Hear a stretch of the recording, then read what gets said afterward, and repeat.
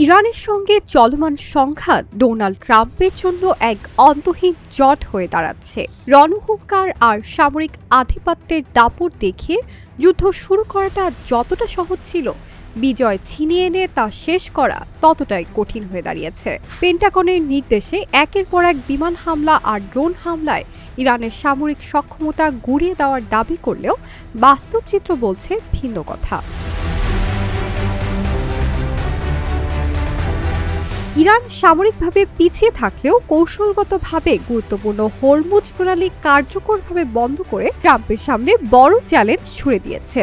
বিশ্বের তেলের 1/5 এই পথে পরিবাহিত হয়। এই অচল অবস্থার কারণে বিশ্ববাজারে তেলের দাম এবং জাহাজের বিমা হার আকাশচুম্বী হয়েছে, যার সরাসরি প্রভাব পড়ছে মার্কিন অর্থনীতি এবং সাধারণ ভোক্তাদের ওপর।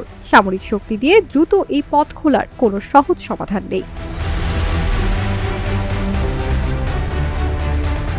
হরমুজ প্রণালী বন্ধ হয়ে যাওয়া থেকে শুরু করে ইরানের নিজস্ব রণকৌশল সব মিলিয়ে ট্রাম্প প্রশাসন এখন এক অদ্ভুত গোলকধাঁধায়। সিএনএনের জ্যেষ্ঠ প্রতিবেদক স্টিভেন কলিনসনের এক বিশেষ বিশ্লেষণে উঠে এসেছে সেই 7টি অকাট্য কারণ, যার জন্য চাইলেও ট্রাম্প এই মুহূর্তেও ইরান যুদ্ধে বিজয় দাবি করতে পারছেন না।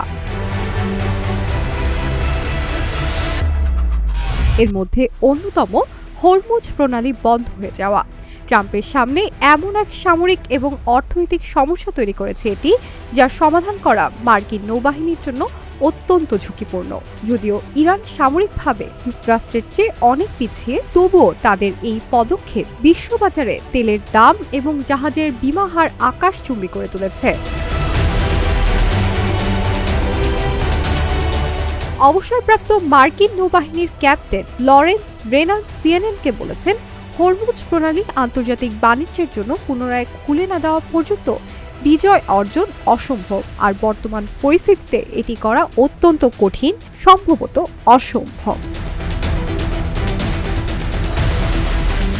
এ যুদ্ধের বিজয় যুদ্ধের ময়দানে নির্ধারিত হবে নাকি ময়দানের বাইরে, তা এখন সময়ই বলে দিবে।